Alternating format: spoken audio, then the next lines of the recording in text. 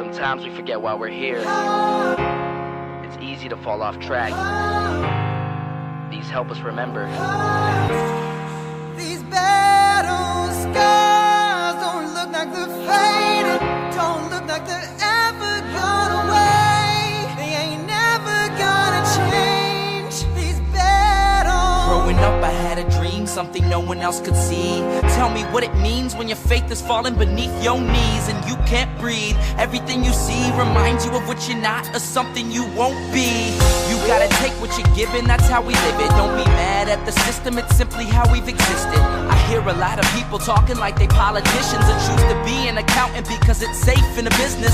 Not because they wanna do it, just because they heard it pays. And who the fuck wants to be poor knowing that's how we've been raised? Society is getting heavy, I can feel the weight. The pressure of success is like 100 million pounds of shame. And that's the reason I'm staying up late, trying to find a way to escape the stereotypes this day and age is making me feel like the only way I'll be happy is getting signed to a label and making money through rapping. I wanna share my emotion because this world is attacking the very principle of life that lets the people be happy. If you don't have a reason to breathe, why even live? These battle scars are impressions of everything that it is. Scars don't look like they're faded, don't look like they're ever gone away. They ain't never gonna change. These battle scars don't look like they're faded, don't look like they're ever gone away. They ain't never gonna change. These battles. Now, if I had a voice that reached 100 million people, I'd tell them there's a reason that we're all created equal. Cause some decide to be great and some decide a sequel to an average person's life is simply what they want to be. So you make your decision, all I know is what I'm given. Won't define the life I lead or the way I dwell in existence. I've seen a greater image on the walls of where I'm living, and the words twisted and scripted remind me of something written. Faith is a gift that is given down to the people. If one believes it, one receives it. It's given if it is needed. Don't ever think you're trapped in a life that you never wanted. Your options are infinite, that's some mathematical logic. I'm not saying I'm a prophet, I'm speaking for what it's worth. These lyrics define my prayers and these battle scars on my church. Not saying I'm a prophet, I'm speaking for what it's worth. These lyrics define my prayers, these battle scars on my church. Scars don't look like they're faded, don't look like they're ever gone away. They ain't never gonna change. These battle scars don't look like they're faded, don't look like they're ever gone away. They ain't never gonna change. These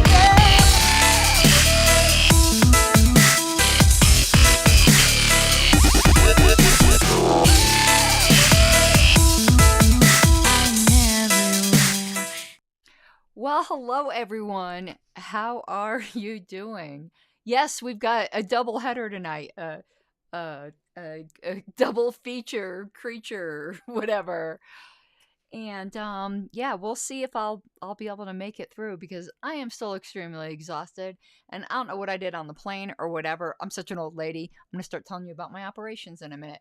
But God, my hip is killing me. Like it's even like sore to the touch. So this is probably going to take a lot of wine. This is nowhere near enough. This is what Wayne poured for me. Pretty soon I'm going to be like, Wayne, just bring the bottle. I'll just suck it right from the bottle. That sounded dirty. Like I care. Okay. But yeah, and I've got, of course, the Mountain Dew and white wine. What could be better? What could be better? Before we get started, though, and good evening, everyone. I see we've got a decent audience here. Hope we have one for the one this immediately following this one. But before we get started, I got my little thing set up here with all my shortcuts. Let's see if some of these shortcuts work. First one, here's my new one. Objection, speculative.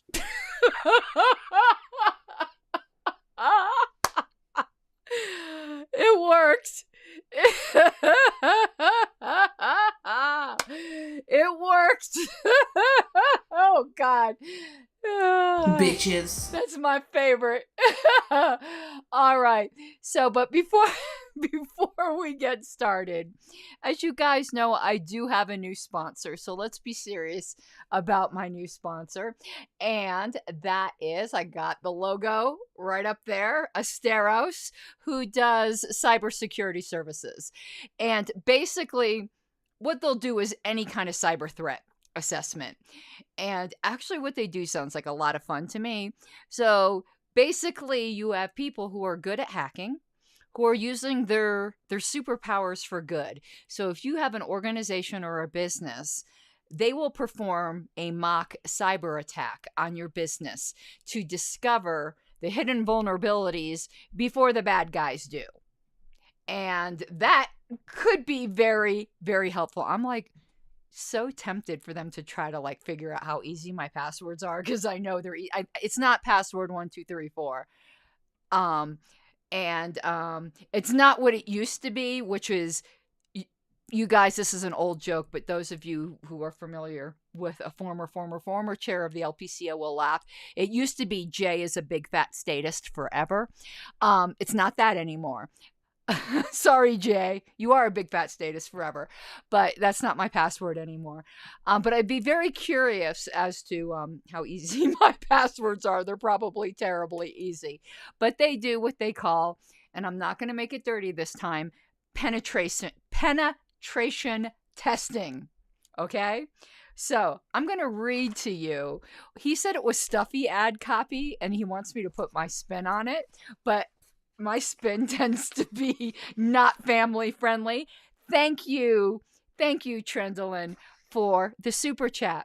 And I'm going to get back to that super chat in one moment, but let's do the Asteros out. I am so appreciative of their support. So they say these days organizations of all sizes are targets for cyber criminals, disgruntled employees, or even nation state attackers, and I would say including our own nation state.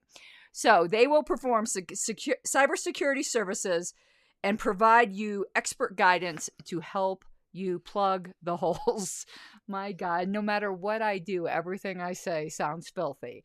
But they will help you protect your business. And right now, for a limited time, they're offering companies an attack service audit completely free.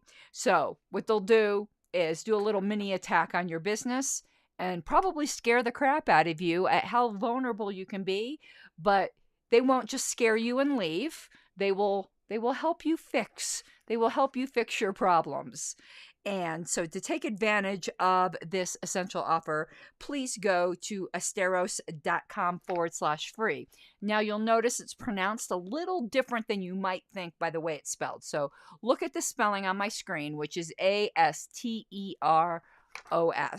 And then it's .com/free. And I would truly appreciate it if you would support the people that help support programming like this. So thank you very much, Zach. And I do hope you get some business. You are providing a very, very valuable service that more people need than they probably think they need.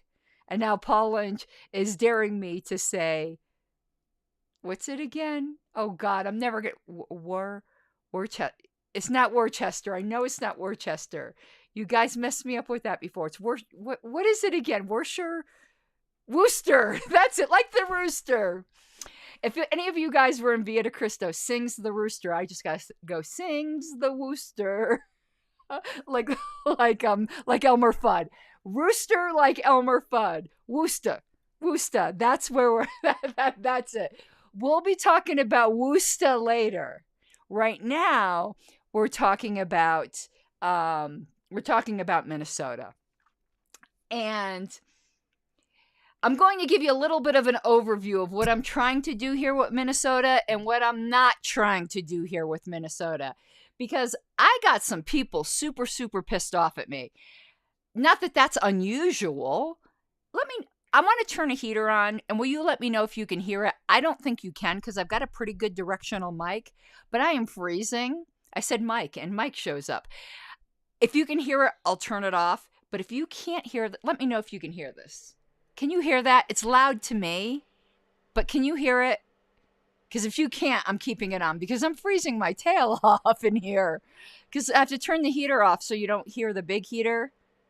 Okay, and one thing I'm noticing, do you see like my hair? You see those like patches, like right here, no, wrong side. Right here, it's like lighter. It's like this sucky ass hair coloring. Special effects, how dare you go out of business? Because I'm sorry, Manic Panic, but your hair color fucking sucks. It does not. This is only a week old, and look at the way it's all patchy and fading. So I'm going to redo it before Maryland, which I'll be this weekend. I'll see you in Maryland on Saturday. You, what are you called? Marylandites? Marylanders? Whatever you're called. I'll be seeing you this weekend. So what I am not trying to do with Minnesota here, I am not trying to mind your business. I am not trying to get into your internal fights. I am from Colorado, and I don't want you getting in our internal fights. But what I am trying to do is counter some of the top-level rumor mongering that is going around without stepping on your toes. If I get anything seriously wrong and you're from Minnesota and you're in chat, please correct me. I'm trying to respect, like, y'all's business is y'all's business, if you know what I mean, because that's how I want you to treat Colorado. Now, I had some people get super, super angry with me, and not just in private messages. Unfortunately, somebody saw one person get super angry with me and call me a bitch. Went from like 0 to bitch in 2 seconds on my Facebook page. That was really fun. Because they're like, there's corruption, and I thought you were all about corruption. Listen, folks, settle down. There's no corruption. Okay? I'm sorry you think there is. I am sorry that it makes you feel better to think there is, but mere disagreements are not corruption. If I really thought there was corruption that affected states outside of Minnesota and people in Minnesota were actually asking for my help, I would look into it. But from what I can see, there is zero corruption, and no one from Minnesota that has any kind of proof of anything is asking for my help. So Minnesota has its own, they're their own people, and they can handle their own issues. Thank you very much. The only reason, hey there, Bob Dole, thank you very much. Oh, and thank you for reminding me about the super chats. Thank you for both super chats, the one earlier and this one. When I'm raising, oof, that got, I like messed stuff up.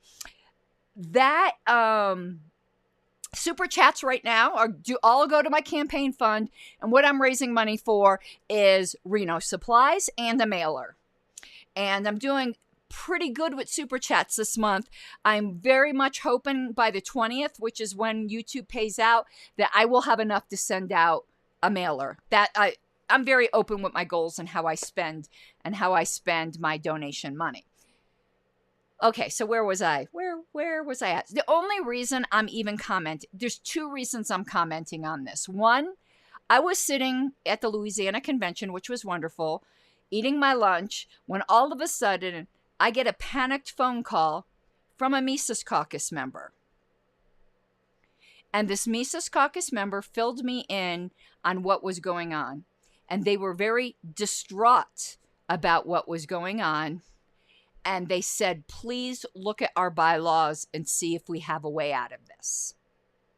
I said, well, I can't look at your bylaws with you on the phone, like breathing in my ear. Not that they were literally breathing in my ear, but, you know, I needed peace and calm because I don't want to commit malpractice.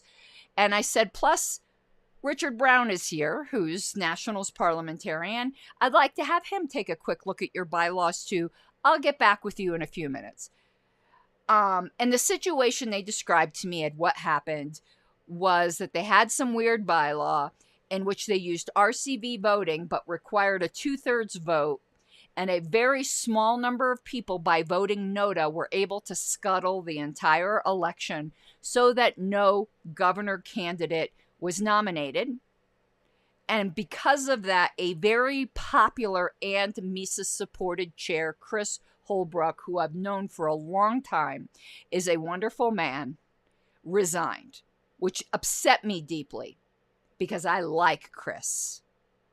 And he's not an impulsive jerk who just resigns over nothing. So I was hoping I could look at their bylaws, you know, be the lady that saves the day and find a way out of this for them. But unfortunately, I looked at the bylaws. I looked at the bylaws squinting and with my fingers crossed behind my back, trying to find any way out of it. And there was no way. There just wasn't.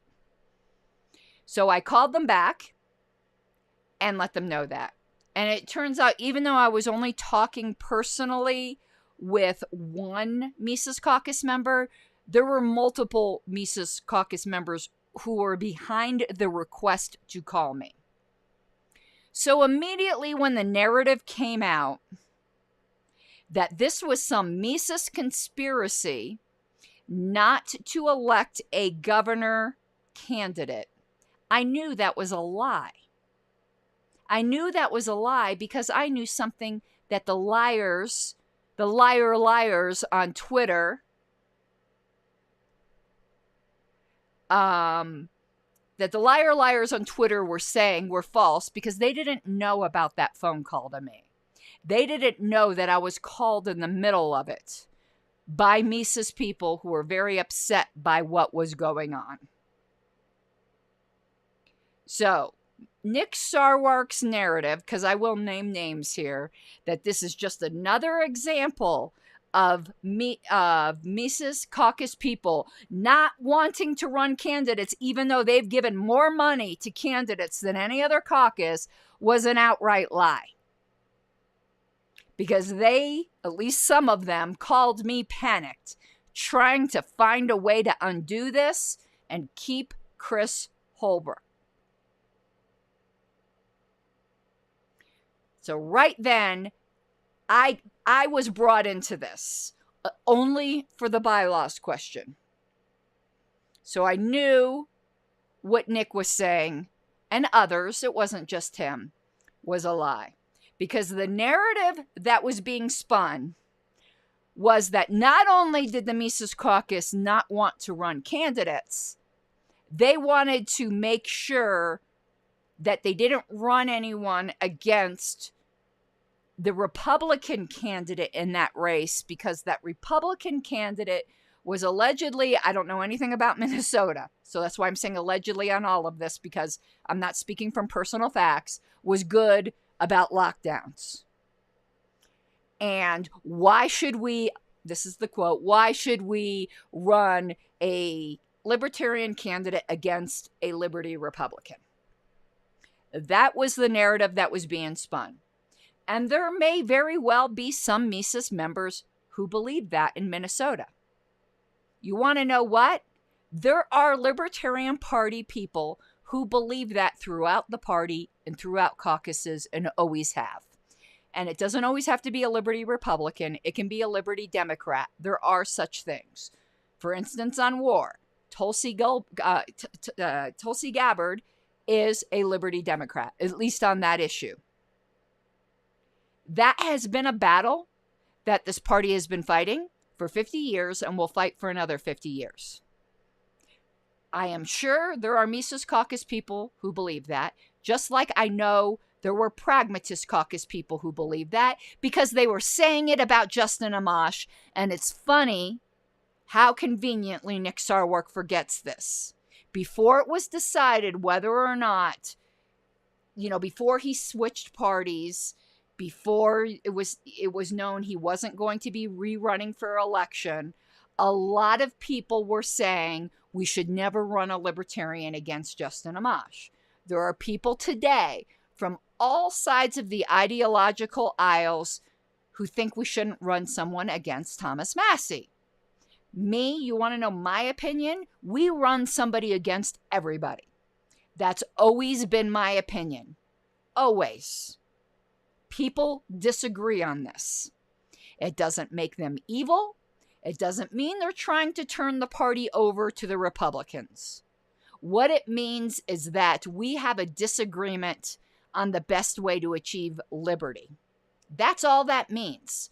Reasonable people can disagree on that issue. And I feel very, very strongly opposed to that. But I am not going to demonize those people who disagree with me.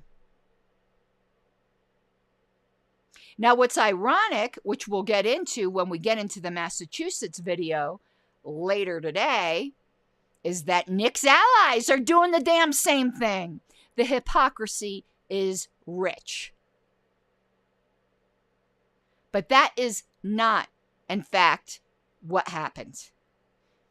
Were there some Mises people in Minnesota who held that philosophy?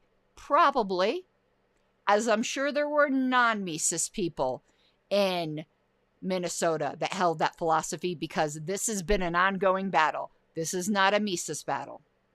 And I've clearly stated my position. So much for I never disagree with any Mises people. Okay? So much for that. Anyway, that was not the reasoning. The reasoning was, and I may not explain this well, and let me explain to you why I won't explain this well. And I'm not saying this to brag. I'm in Colorado. We have very, very easy ballot access in Colorado. I personally cannot relate at all to the difficulties that other states have, because I'm privileged here. We don't have to petition. We don't have to worry about vote percentages. We don't have ballot access races here. So my perspective here is one of from afar. I cannot personally relate to the difficulties you'll have in Minnesota and some other states where it's way more difficult. I just cannot relate to that because we don't have that problem in Colorado. But the other lie that's being perpetrated is that now there will not be a candidate in a ballot access race in Minnesota. That is a lie. Governor is not the only ballot access race in Minnesota. Secretary of State also is a ballot access race. And at least one of the people that were advocating for NOTA in the governor race was advocating for NOTA because they felt it would be easier to get the numbers that they wanted to achieve in the Secretary of State race. And they felt that the state party had limited volunteer resources and that those volunteer resources would be better directed to the Secretary of State race. That is a legitimate debate. Now, where I would disagree with the person who made that argument, it is a good faith argument. And here is my good faith disagreement. You don't spring that on people at the convention. 2 people ran for the governor election, and I understand their disappointment. And in fact, I would understand their anger, because you give up a lot of your life to run for these nominations. But I don't think the person who made that argument did this in bad faith or did it to harm these people. I think he did it without even considering that. And we all do that sometimes, don't we? We get caught up in our own theories and our own ideas, and sometimes we don't adequately consider how it affects other people. We all do that. It's part of the human condition. So I understand that those 2 men are hurt. I would be hurt. But to say there wasn't a legitimate debate there is not correct. To say that they shouldn't have been blindsided in that way, I agree with. It wasn't fair. It wasn't fair to blindside them in that way. But it wasn't done maliciously. It might have been done a bit thoughtlessly. But thoughtlessness is not the same as scheming. It's not the same as corruption. And it's not the same as maliciousness. And I dare anyone here in chat to say that they've never been thoughtless. And hopefully there's a lesson learned here. One thing I try to impress upon people, that when you are trying to get a point across, to try to step back and think about how it might affect other people. And if you were one of those other people, how it would make you feel. I know we all like reals before feels, but feels are reals. And we do have to consider how this impacts other people's lives. But you want to know what? We're all going to fuck up and not do that sometimes. We all are. I don't want to name names, but at least twice every 6 months on average, I'll have somebody write me. And I'm so grateful when they write me and say, you know something, you did X, and it affected me this way. And when they tell me that, and I realize how thoughtless I was, and how it didn't even occur to me, how X, whatever it was, fill in the blank, would affect another person, I literally cry about it. And the first thing I do is apologize without a qualification. That's the first thing I do. And if most of us are not apologizing, at least on a weekly basis, you're not examining your life enough. You just aren't. Because that's part of the human condition, that we hurt other people when we don't mean to. Sometimes we mean to. And when you mean to, own it. Like, I've had people demand that I retract things before, and I go, I'm not going to retract X because I believe it. Simple as that. But if I made somebody feel a certain way, and I know the whole thing, you're responsible for how you feel. You want to know, I know all of the arguments, but you want to know what? Is it better to win an argument, or is it better to uplift a human spirit? I think it's better to uplift a human spirit. So when I find out that I thoughtlessly hurt somebody, I take accountability for it. Even if it wasn't my intention, it doesn't matter. I say, I'm sorry, my actions caused you to... No, I don't even say cause. I'm sorry. I can't even think of the way I usually word it, but I don't do the, I'm sorry, you're... There's too many sorries today that basically amount to, I'm sorry you're such a thin-skinned bitch. You know, I'm sorry you feel that way is basically saying, I'm sorry you're such a thin-skinned bitch. So I usually try to say something, I'm sorry my actions may cause those feelings in you.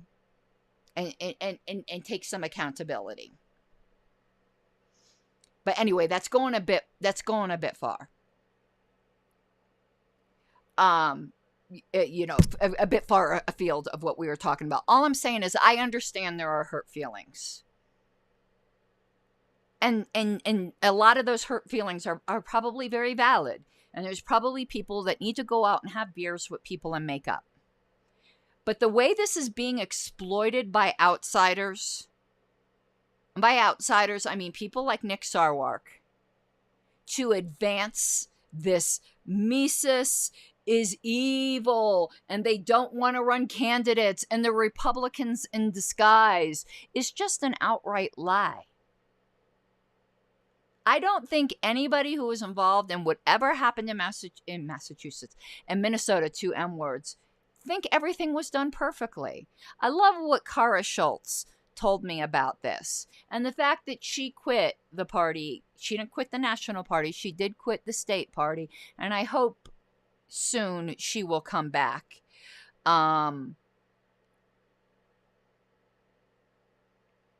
I hope soon she will come back, because Kara is a gem. But I loved what she said on my Facebook page about this. She said that she knows that the person who gave the notice speech, Chip, did not expect to happen what happened and the hurt that happened, and he did not expect Chris to resign. And she saw the look of just utter shock and dismay on his face. And you want to know what Kara did? Rather than just getting all pissy and blaming people, she gave him a hug.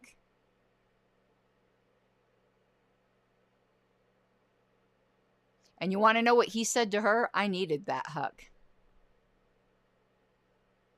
So let's dispel the lie that this was some Mises plot to scuttle the governor race because they wanted a Republican to win. That wasn't it. There was some difference of opinion on strategy. And I do understand why Chris resigned. I know some people are describing his resignation as a rage quit. I don't believe it was. He ran on a platform of supporting a governor candidate. And if the delegates, but it wasn't, here's where I think Chris overreacted a little, but it's completely understandable. And we're going to get into who I think the real culprit is here in a minute. It's not who, it's what is the real culprit here, because the real culprit is not a person. He ran on a platform of supporting a governor candidate, and when he felt like the delegates repudiated his vision, he felt like, well, I can't lead this party in the way that the delegates want, since they rejected one of my campaign promises. So I understand why he quit. It was not a rage quit. And I wish people would stop describing it that way. I hope he changes his mind, because it wasn't, quote unquote, the delegates, as in a majority of the delegates. Oh my goodness. That is so generous, William. Thank you. Thank you so much. Libertarians Against Lynching. This isn't Kara Schultz. It could be Nick Sarwarch and Dan Fishy, but it's not Kara. Kara is understandably upset about turmoil in her party, but she has been kind. And I'm one of Kara's biggest fans, so nowhere will you'll ever see me saying anything bad about Kara Schultz. Nobody's perfect. Can I point to some things Kara said where I thought maybe she got overly emotional? Sure, so she can cheat to me. But I adore Kara Schultz. I think she's probably the best talent we have on LNC staff. But is it Nick and Dan Fishy Man? Yeah, I think so. I think so. So I understand why Chris resigned. I hope, but here's the thing. Has the board accepted his resignation? Because here's a weird thing about Robert's Rules of Order. It's the Hotel frickin' California. You're not allowed to, you can't resign until the board accepts it. You can check out anytime you want, but you can never leave. Oh, I'm getting to that, JJ. I'm just getting warmed up. I got 2 hours to talk about this shit. We're going to talk about why it couldn't have been a Mises Caucus plot, but I wanted to give some of the background, and I wanted to humanize everybody first. Because I think there's been not enough humanization of people here. I think everyone's looking for the villains, and there are no villains. And I think everyone's looking for the saints, and there are no saints. And if his resignation, if his resignation has not been accepted, he's still chair whether he likes it or not. I mean, I'm not a fan. I'm not a fan about that rule in Roberts, but his resignation is not, he's still chair. He's still chair until his resignation is accepted. And maybe given a week and people talking to him, maybe he can change his mind. But if he doesn't want to change his mind, please don't force him to be chair, and please do accept his resignation. But I would really suggest you give it a week. I really suggest you give it a week, and maybe he will rethink it. And Chris, if you're watching this, please, I hope you have seen the outpouring of love for you. And me personally, I hope you take back your resignation. And I would encourage the EC to hold off accepting his resignation by vote for a little while. For a little while. And I obviously don't think you can compel somebody against their will either, Nilak. But I don't think it's unlibertarian to give somebody a little bit of time to think about it. Nick didn't resign at the end of the first sitting of the 2020 convention, Libertarian Against Lynching. All he said was that he wasn't going to chair the in-person convention. He never resigned. So I don't know where that came from, but he never resigned, and he made it clear he never resigned. Okay, so what was next after me begging Chris to rescind his resignation? Thank you, Dave Davis. Is there a way we can unite all the factions of the party? I don't know. I hope so. I don't like this. I don't like this factionalization. But what I dislike even more about factionalization is people using other people. And I don't like people who are outside of Minnesota using what happened at the convention, which is very painful to some people in Minnesota, for their own gain and their own benefit. I think the best thing that outsiders could do, and I would have done this myself if it weren't for the lies that were being publicly spread, is to leave Minnesota alone and let them handle this themselves. Which is why I'm trying to tread very, very, very, very carefully here and just counter the lies. Because I trust Minnesotans to handle it.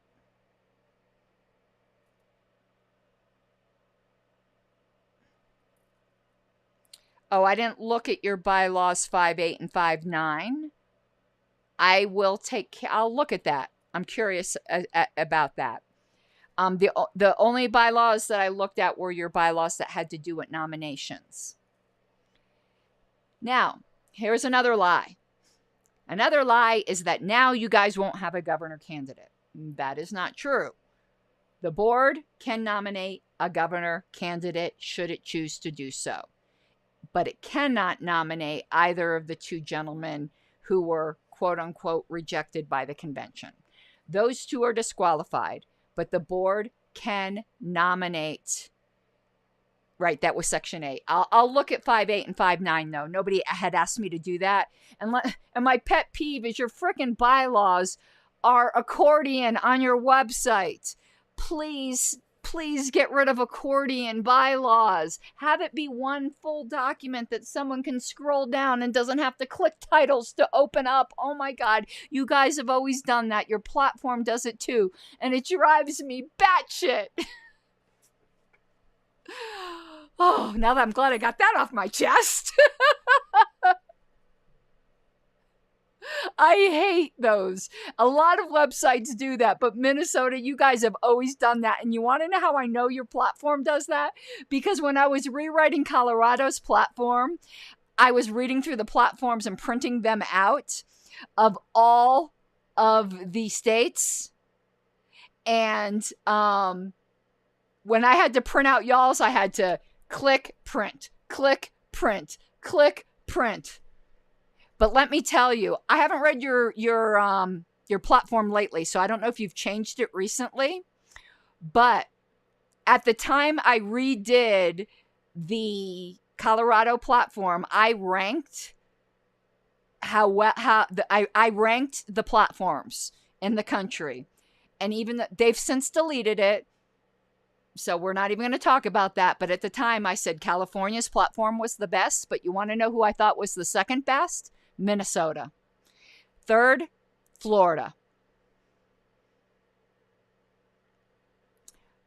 Just so you know that's how much. And we and Colorado has stolen a few planks from you guys. Like, I think agorism came from Minnesota. Yeah, see, you said it right as I did. I've been watching you guys. You guys have a good platform. You guys have a good platform.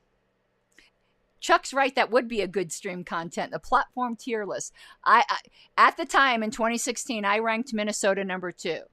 Now that California has deleted the platform I liked, and it's their business, I'm not even getting into that. Not that I'm biased at all, but I think Colorado has the best platform. And I still would place Minnesota number 2 and Florida number 3. But Minnesota and Colorado, I think, are really, really close. And I think somebody could maybe say Minnesota's was better. But take a look at Colorado's. I think you will agree that Colorado's platform is pretty damn good. So if any of you from Minnesota haven't read Colorado's platform, take a look at it. You might want to steal a few of our planks the way we stole a few of yours. Well, James, I love me some activist porn. Hold on. Now that we're doing porn. Chicka wow wow. Wait a minute. Objection, speculative.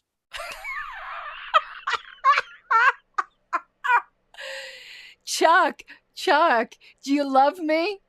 I see Chuck is here. I forgot. Chuck, do you love me with the mail you got today, Chuck? You knew it was coming.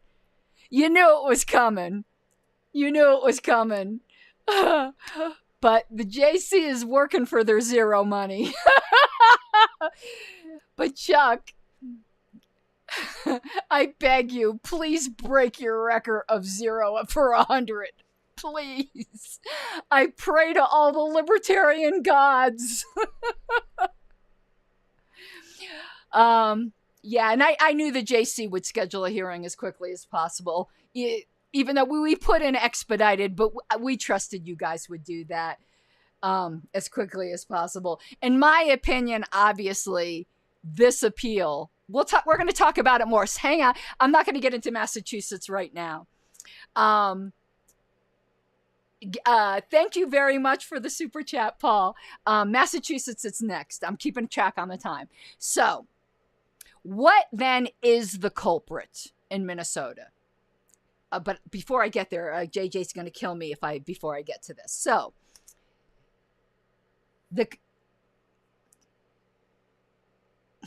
one of the people who was very angry at me, trying to prove this was a Mises conspiracy, actually sent me the proof that it wasn't a Mises conspiracy. And I said to this person, Objection, speculative.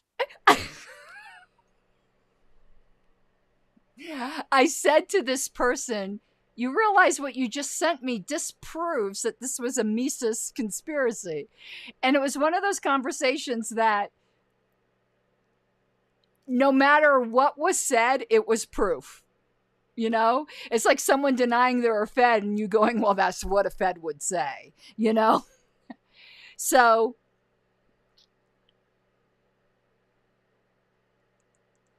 I think the JC will schedule a hearing as quickly as possible, Chuck. I do. I believe they will.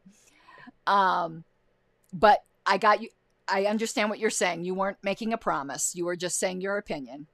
But I believe they will.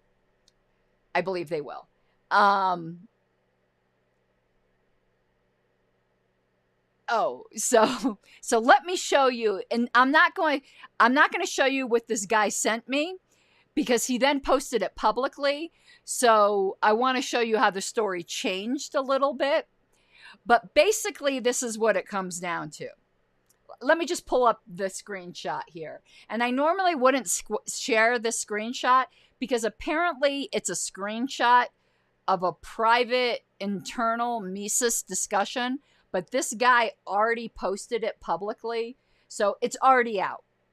I wouldn't have shared something. I don't share PMs and things like that unless it's to, like, you know, disprove, you know, prove corruption or something like that, which this isn't, but this is already public.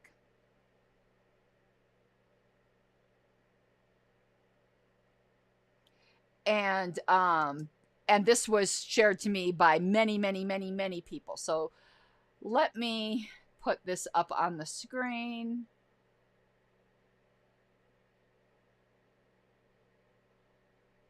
Because it proves a lot. Hold on one second. I'm looking for my overlays. Oh, derp. Sorry, I was on my wrong thing. Where's my overlay screen? Overlay, show overlay window. Okay. Okay, let me find this screenshot again. Okay, here we go. So Jay is one of the candidates who understandably is disappointed. So he posted this chat from the Minnesota Mises Caucus. And he circled, he circled the thing that proves it's not a Mises conspiracy. Notice the instructions from the Mises Caucus to its members. Do not vote NOTA on any ballot. Case closed. This was not a Mises conspiracy. He didn't give the entire chat there. And he also obviously broke trust by saying, please do not distribute this or share this with anyone that's not Mises, because he shared it to the entire internet, but it's out there now. But notice below that, because this is very similar to what was said in Colorado. We believe in freedom of choice, however. It goes on to say, he didn't include the whole thing. All these are our endorsements.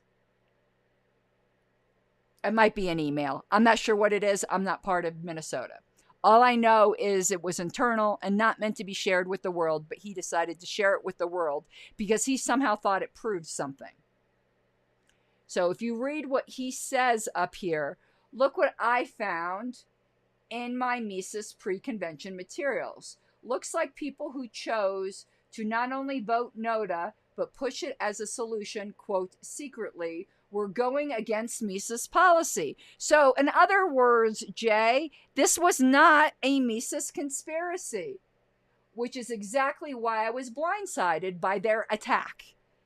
You're considering it an attack.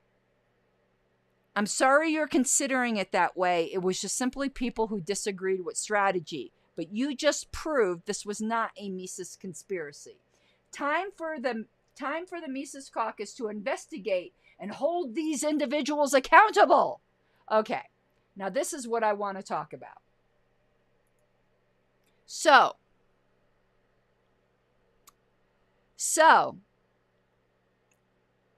is Mises supposed to be... Okay, how do I word this? The criticism of Mises is that they're all hive mind worker bees under the influence of the evil ginger. Okay, is that the truth? That they all think with one mind and they all follow der Führer Heiss? Or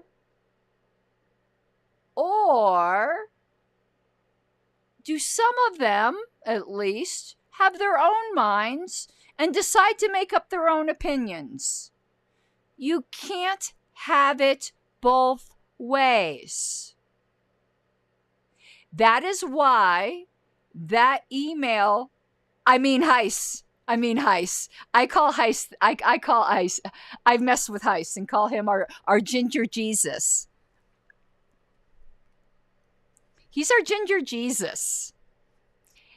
So that is why that email said exactly what was said to us in Colorado. These are the Mises endorsements. We would like you to vote this way.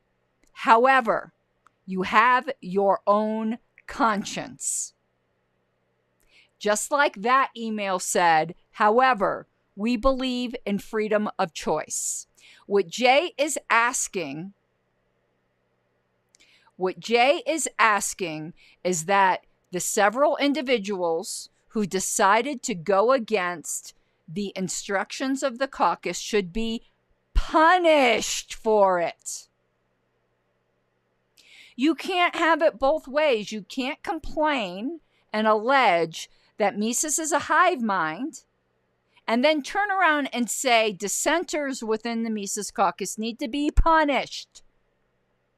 Let me tell you something. I did not vote the Mises slate in Colorado, and I was not punished for it. I told them ahead of time, and perhaps these two individuals, or three, it was 2 or 3, I'm not sure what the number was, should have said so ahead of time, but they were not obligated to, because it was said, you have your own conscience. Let me tell you something else that happened, and this person did not tell the rest of the caucus. In 2021, Mises had its endorsed candidates. One of its endorsed candidates was my husband for chair. One of the Mises endorsed candidates, not just a Mises member, one of the Mises fellow endorsed chair candidates got up and spoke for the other candidate. Was he punished for that? No. Was everyone happy with him about it? No. But he had his own mind. Daniel, yes, I know. I believe I'm kind of conflating several arguments. Jay is not making the argument that Mises is a hive mind, but rather that they should have been. And because they weren't, they should be punished. But other people make the argument that everyone follows De Fuhrer or Heiss. And I can tell you in Colorado, they don't. And obviously in Minnesota, they don't. And I can tell you in Colorado, what the Mises plan was, in order to keep peace in Colorado, was that everyone who wasn't a primary delegate, whether they were hostile to Mises or not, would be on the alternate list. Everyone was the way the votes were arranged is the wrong word. The way the votes were asked to be voted was so that everyone would end up on the alternate list. And guess what? Everyone didn't end up on the alternate list because those darn Mises people weren't a hive mind, and they decided there were some people they just were not going to vote for whatever reason. And it was a shock to the organizer because his plan, in order to help keep peace in Colorado, was that everybody would be on the alternate list. And people just didn't obey those nasty, nasty individualists. Guess who's one of the people who didn't obey? Because there were a few people that I wasn't voting for. Because they were just nasty pieces of work that there are some people you can't make peace with. Very few. But there are a few that are just bad people. But I can tell you, because we don't have secret ballots in Colorado, I voted for people that didn't vote for me and have never voted for me and never will vote for me. And I voted for them anyway. You want to know why? Because they're not bad people and they're great activists. And I don't require someone to like me. But there are some bad actors, and I'm done voting for bad actors, even to keep peace. So I was one of the disobedient. Should I be punished?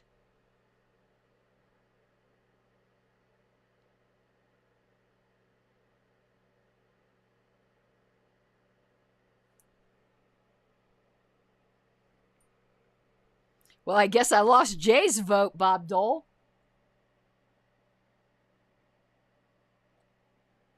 This isn't about votes for me. It's about saying what's right. And Jay got super, super nasty with me in DM. But you want to know what? I understand why he's hurt. I understand why he's hurt. I understand it completely. And if he were to apologize for the way he went after me, all would be forgiven. But there's no corruption here. It's not corrupt for a couple Mises guys to decide they didn't want to go with what the plan was. And if internally the Mises Caucus Minnesota doesn't want to trust them through with certain roles because they didn't follow the plan, that's their business. But this isn't corruption. It's not corruption for people to decide that they are not going to go with the block.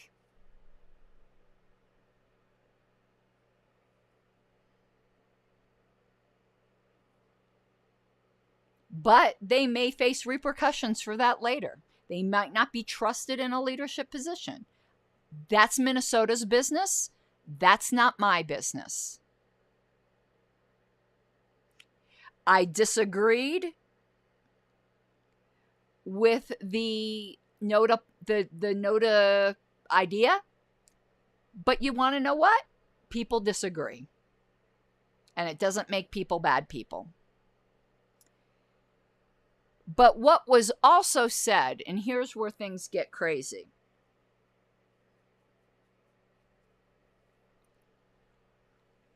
It was said, okay, now we'll get to who I think the real culprit is. The real culprit is a bad bylaw. The real culprit is a bylaw that mixed RCV with a 2/3 voting threshold. How did this happen? The way this happened is that the 2/3 voting threshold was in place before RCV was in place. I don't know why in Minnesota they wanted 2/3 to elect a candidate, but they did. I don't think that's a good idea. I think a majority is perfectly fine to nominate a candidate. But for some reason, that was the culture in Minnesota. They wanted 2/3 to elect a candidate. That was already in the bylaw. Then in, I think it was 2019, RCV was added. But people were reluctant to remove this custom and culture they had of requiring 2/3.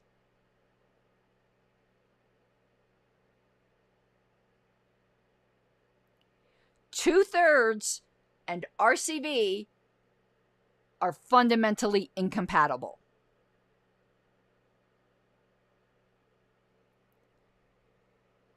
Nobody planned this. Nobody caught that this would be an issue. And this is the first time this bylaw had been tested. And it proved to be an abysmal failure. But what I was told is that this was a Mises plot because it was a Mises member that wrote this bylaw 3 years ago. Motion to inspect the time machine that the Mises Caucus owns, please. That they were able to know 3 years ago that there was going to be this nefarious plot in 2020 to exploit a bylaw for NOTA. Like, people, this makes no sense.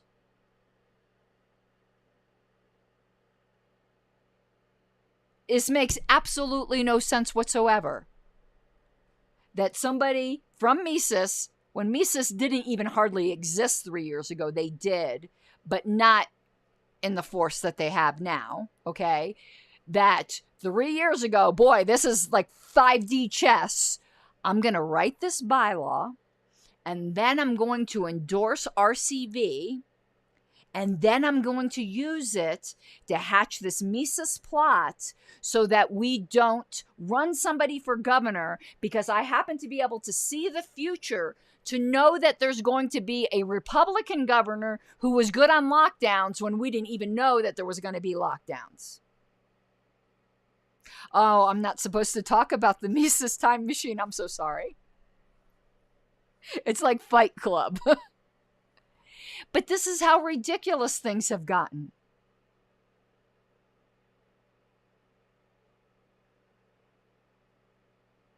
And as JJ said, any member could have spoken against NOTA, as nominations are debatable. And as I did explain to JJ, I don't know why I had the same misapprehension, and I still got to look into this more.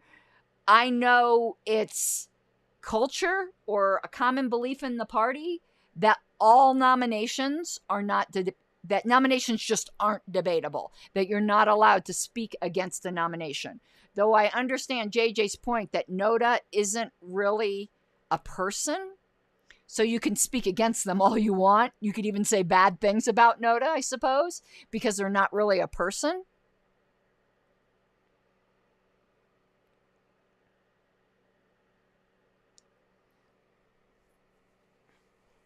But now I'm going to segue into a different rant. And this isn't about Minnesota, though it's about Minnesota slightly because it affected you guys. But this is about the Libertarian Party in general. Bylaws are nothing to be trifled with. When you are populating your bylaws committee, please, for the love of baby Jesus in a manger, do not just go, who wants to be on the bylaws committee? Oh, you four? You're on it.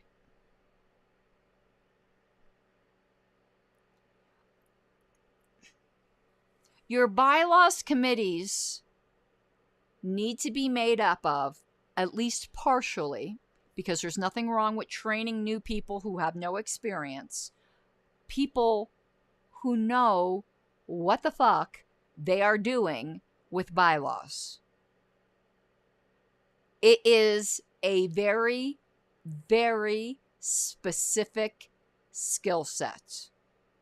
And before you finalize your bylaws report, you run them by a parliamentarian.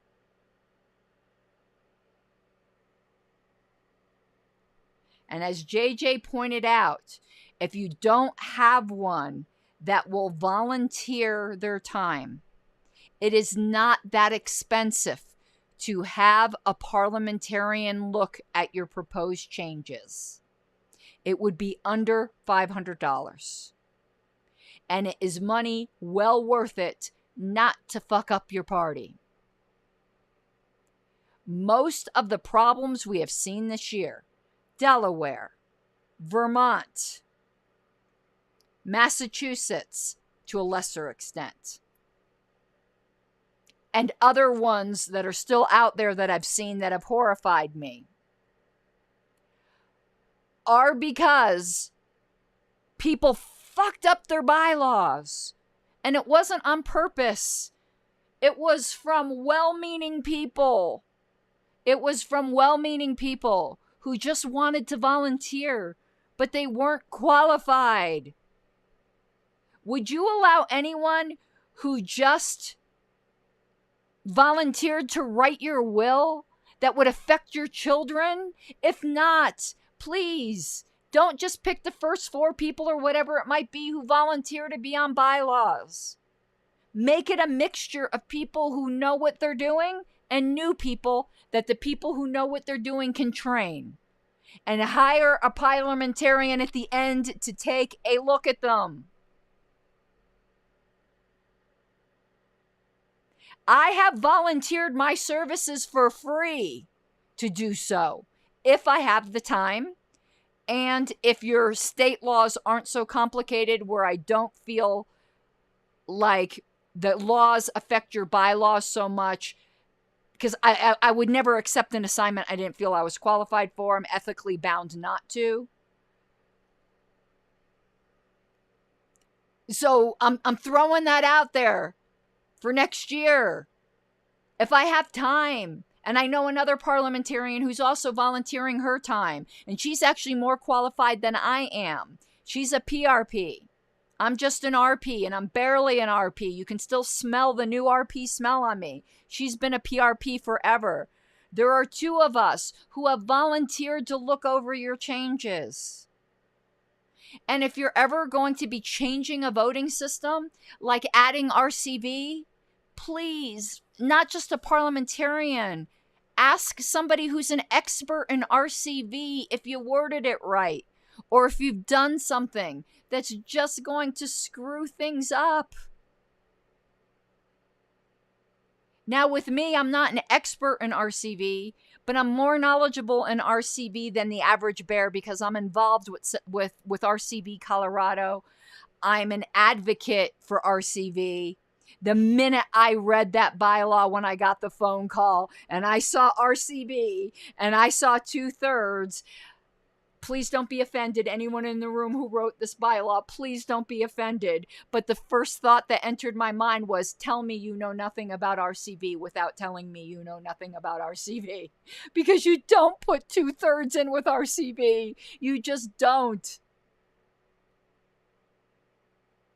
Bob Dole. Redoing the entire bylaws in one go is a dangerous proposition because it could be considered a revision.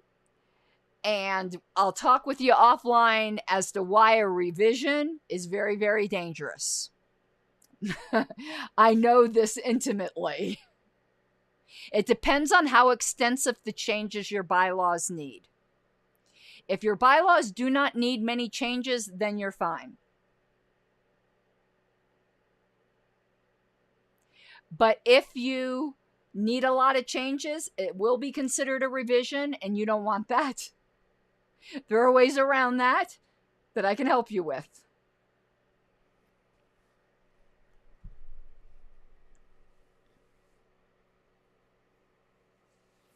And also, this is an opinion, though.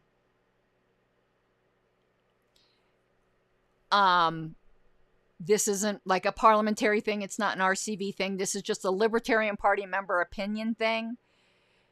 To have it, if in one race nobody wins, that you don't nominate somebody at that convention, personally, I think is a bad idea. I think you should start again with new candidates. But if that's not a parliamentary thing, that's just me as a Libertarian telling you my personal opinion. Ned Kelly. I would love to talk with you about multi-seat elections in RCV. I am a huge, huge RCV proponent. However, I am not that big of a fan of RCV and multi-seat elections. I actually think approval voting is better for multi-seat elections than RCV. I think RCV is superior for single-seat elections, and approval voting is superior for multi-seat elections. Paul Lynch, I've done multiple shows on RCV. Maybe look back through my playlist. And perhaps, he might be thinking of multi-seat. Now, however, though, there's a guy in Washington who's really, really knowledgeable on proportional voting systems. His name is Data Logan. And he's a huge proponent of RCV for multi-seat elections. And I saw how it worked in Washington. And I may revise my opinion on that. I may revise my opinion on multi-seat elections and RCV. If we had a sheerly proportional system all the way around, I wouldn't mind RCV for multi-seat elections, but because we don't, it's weird.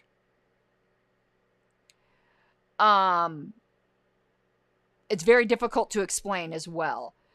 But here's one tip I want to give you that will make you know 10,000% more about RCV than most people who spout off about RCV. Because some people will go, yeah, Data Logan is fantastic. Some people will go, do you mean, and they're talking about a single winner election, mind you. They'll go, do you mean RCV or IRV? And I just want to bang my head through a wall.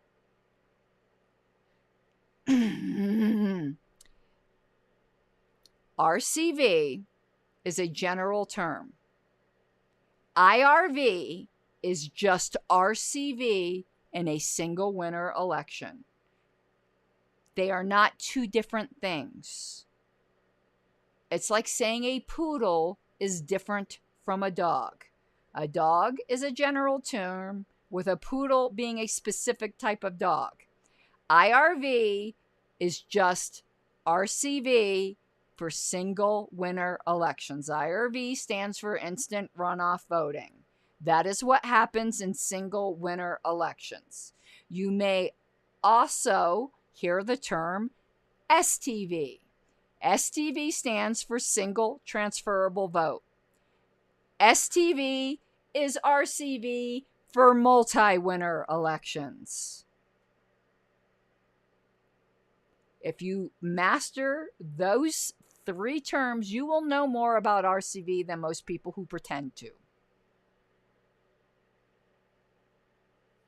And yes, single transferable vote is proportional representation for multi-seat elections. And the reason I don't like it is because we don't have a proportional system in this country. And I just find it weird to mix one proportional system with the rest of the systems that require a majority vote. And part of my problem with STV is that you need a computer to do it. And I don't think people today trust things that they can't duplicate by hand. Now, I know Data Logan will disagree with me, but to do STV right, you have to transfer fractions of votes.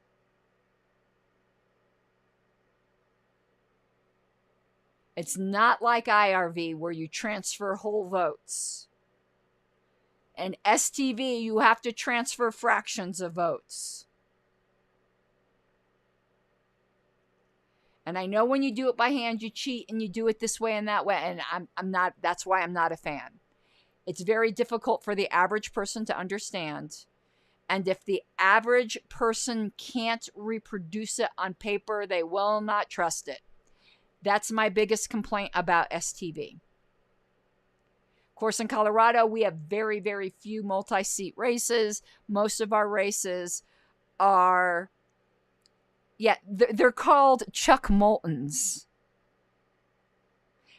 And Chuck, no offense, but in that department, thou art a freak.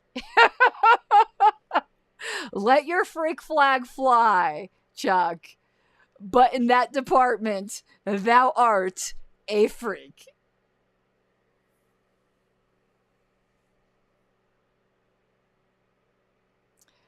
So, I think, unless there's comments, I think I've said all I want to say about Minnesota. It wasn't a Mises conspiracy. It was a few folks who had a different idea about the governor race. They definitely were not of the mindset that we shouldn't be running candidates. They just wanted to focus on a different race. There was no conspiracy to support Republicans.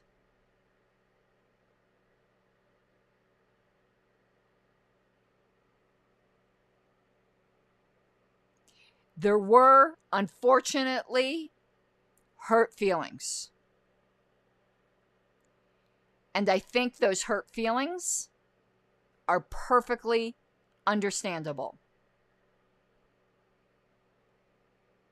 And I hope that Jay gets over his hurt feelings and stops lashing out at people. I'm more than perfectly willing to rebuild bridges with Jay if he reaches out. But that last conversation he had with me went far over the line of what I'm going to accept from a friend. But I also realize we all freak the fuck out and say things we regret. So my email box is open to him if he wishes to repair that relationship. Same thing for Kyler. Or Kaler. But right now, you don't call me a bitch on my own page and come back without apologizing. Okay? I like Jay. Jay and I did an interview together. He's the turbine guy. But he freaked the hell out in my private messages and went over the line. And I understand he's coming from a place of hurt. And we say unfortunate things when we're hurt. And I understand why he's hurt. That's okay. It's okay to be hurt. But Nick and you guys, it is really, really gross that you are using the pain of another state affiliate to advance lies and your own cause. Don't use people like that. People are not a means to an end.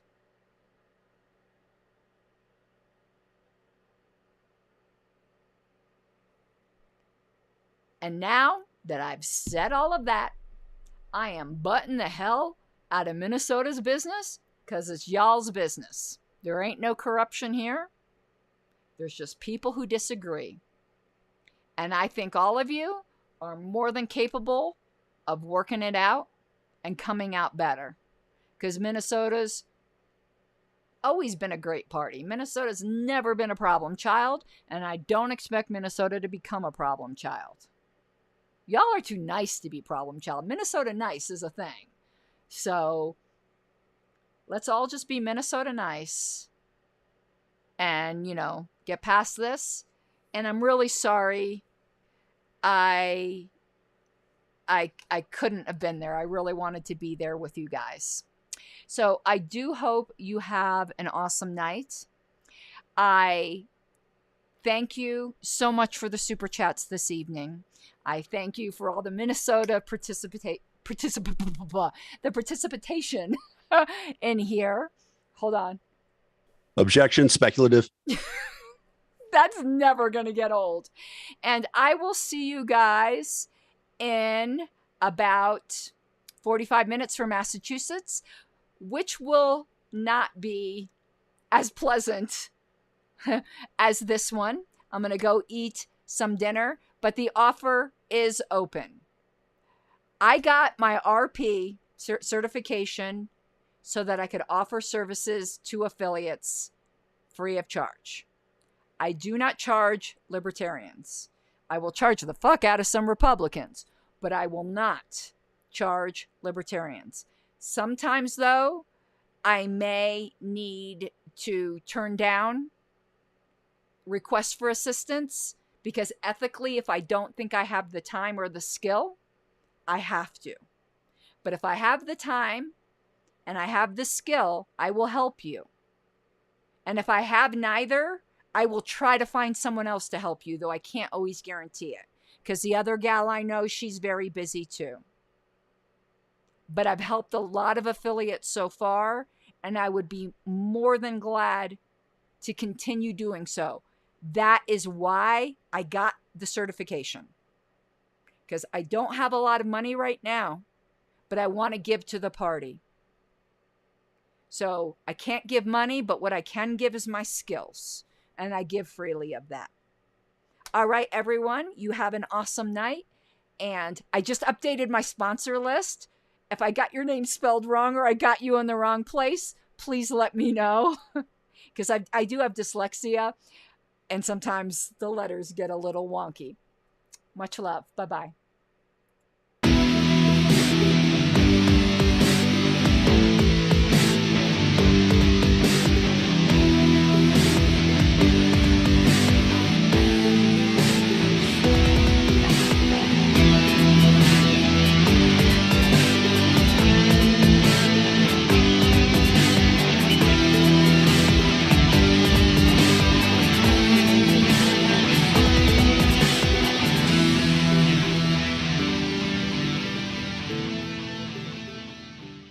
Gotta take what you're given, that's how we live it. Don't be mad at the system, it's simply how we've existed. I hear a lot of people talking like they politicians and choose to be an accountant because it's safe in the business, not because